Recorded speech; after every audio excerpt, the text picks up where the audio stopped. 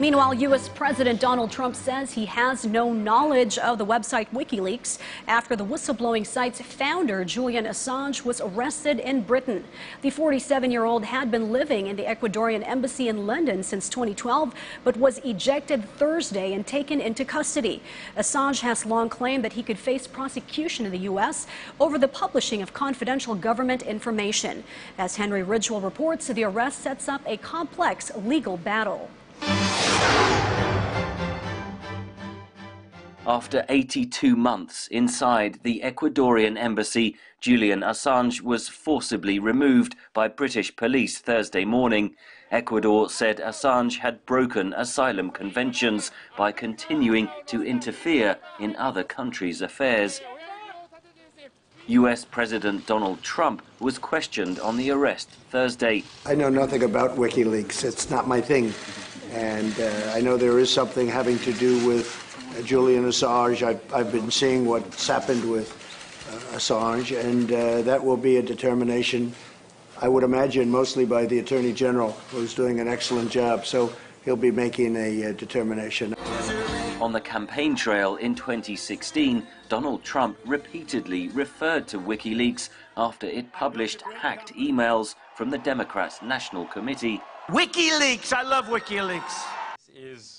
In 2010, WikiLeaks published a huge cache of more than 700,000 documents, videos, diplomatic cables and battlefield accounts from Iraq and Afghanistan, obtained by former soldier Chelsea Manning, then known as Bradley Manning.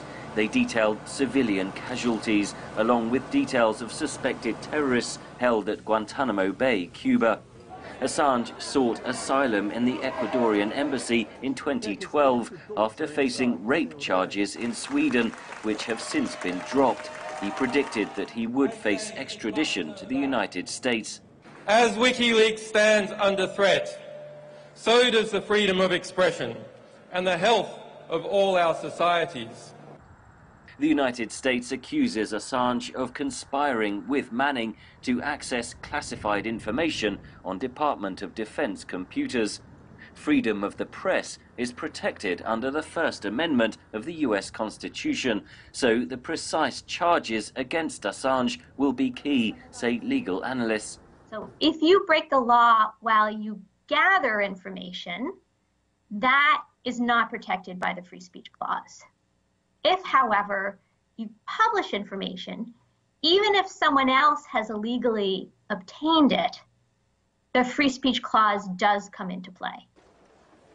Supporters say Assange must be afforded the rights of other journalists.